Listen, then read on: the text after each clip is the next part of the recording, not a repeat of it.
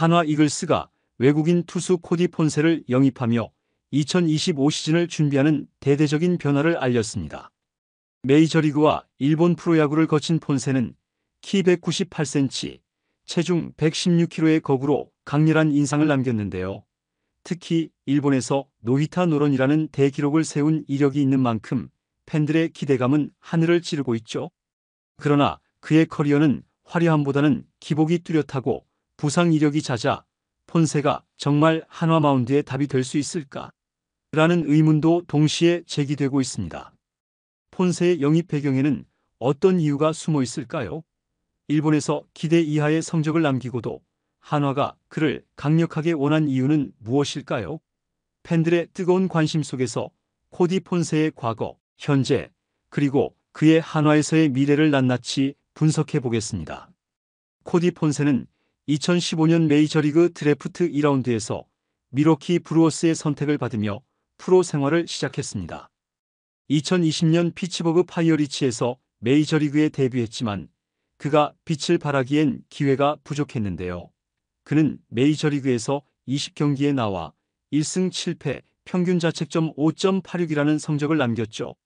메이저리그에서의 한계를 느낀 그는 2022년 일본 이온엠 파이터스로 이적하며 새로운 도전을 시작했는데요. 일본 무대에서 첫해 14경기에 등판해 3승 6패 평균 자책점 3.35를 기록하며 준수한 활약을 펼쳤고 특히 소프트뱅크를 상대로 노히트 노런을 달성하며 강렬한 인상을 남겼습니다. 그러나 이듬해부터 잦은 부상과 내구성 문제로 기대에 미치지 못했고 올해 라쿠텐에서는 평균 자책점 6.7이라는 부진한 기록을 남긴 채 일본 무대를 떠나게 되었죠. 폰세는 일본에서의 성적이 평범했지만 그가 가진 강점은 KBO 리그에 적합하다는 평가를 받고 있는데요. 특히 평균 구속 94마일, 약 151km의 포심 패스트볼은 일본에서는 상위권, KBO에서는 최상위권에 속하기 때문입니다. 또한 커터, 싱커, 스플리터, 슬라이더 등 다양한 구종을 구사해 타자를 요리하는 능력은 선발 투수로서의 경쟁력을 보여주고 있죠. 한화 구단 관계자는 폰세는 강력한 싱커와 커터를 구사하며 땅볼 유도 능력이 뛰어나다. 특히 198cm의 장신에서 나오는 높은 타점의 투구는 KBO 타자들에게 위력적일 것으로 보인다고 평가했는데요. 더불어 폰세는 일본 무대에서 보여준 경험을 바탕으로 KBO 리그에 빠르게 적응할 가능성이 크다는 점에서 높은 점수를 받았습니다. 폰세의 최대 약점은 내구성인데요. 그는 일본에서 3년간 한 번도 100이닝을 넘기지 못했죠. 특히 두 번째 시즌인 2023년에는 다리 부상으로 10경기밖에 소화하지 못하며 기대 이하의 성적을 남겼는데요. 하지만 한화 구단은 그의 구위와 스태미너에 대한 확신을 바탕으로 부상 관리만 제대로 된다면 에이스급 활약을 기대할 수 있다고 판단했습니다.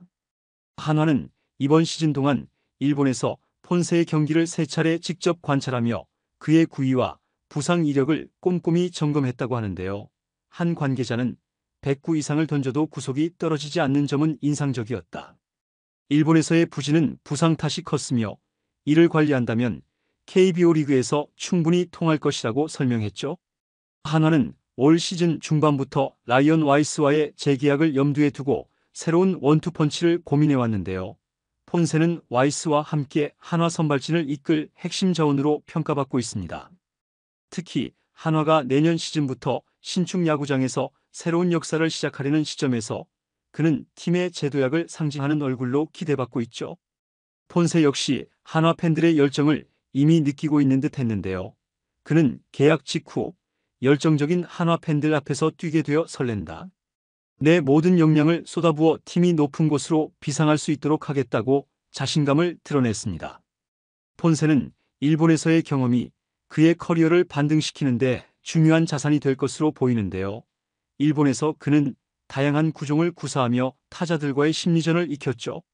특히 KBO 리그에서는 그의 구위가 더욱 위력적으로 작용할 가능성이 크며 메이저리그 평균 수준의 구속이었지만 KBO에서는 상위권에 속하는 그의 빠른 공은 타자들에게 큰 위협이 될 것으로 보입니다.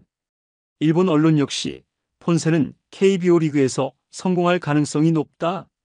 일본에서는 부진했지만 한국 리그는 그에게 새로운 도약의 기회가 될 것이라고 전망했죠.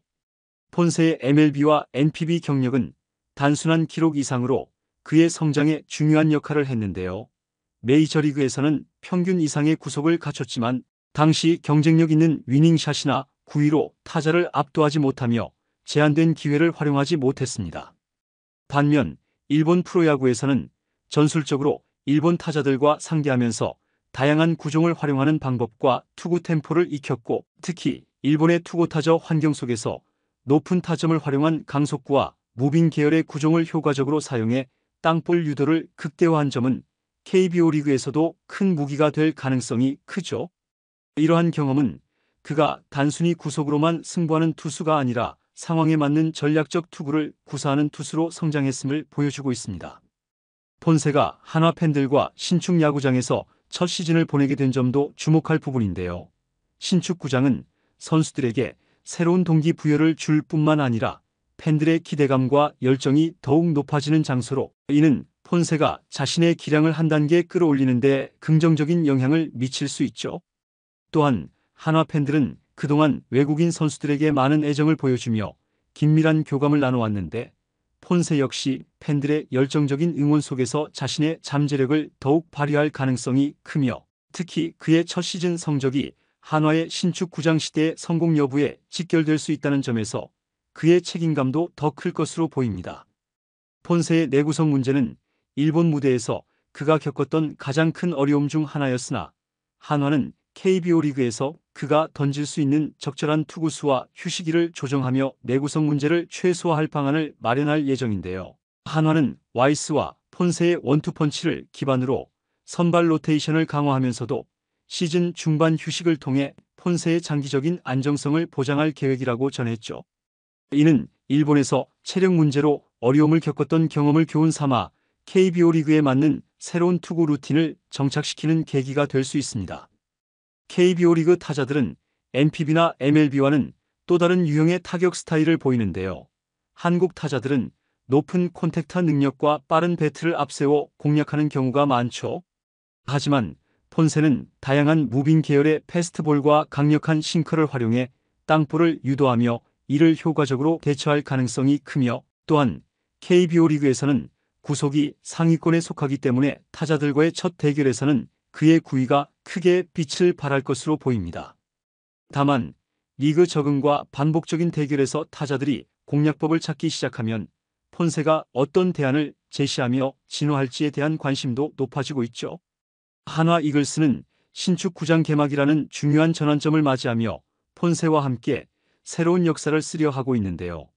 그의 활약 여부는 한화가 2025 시즌을 얼마나 성공적으로 치를 수 있을지 가늠하는 중요한 열쇠가 될 것으로 보이며, 팬들은 이제 폰세가 한화의 마운드에서 어떤 모습을 보여줄지, 그의 강속구가 KBO 리그를 어떻게 흔들지 기대감을 품고 있습니다.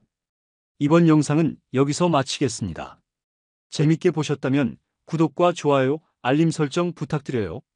그럼 오늘도 시청해주셔서 감사합니다.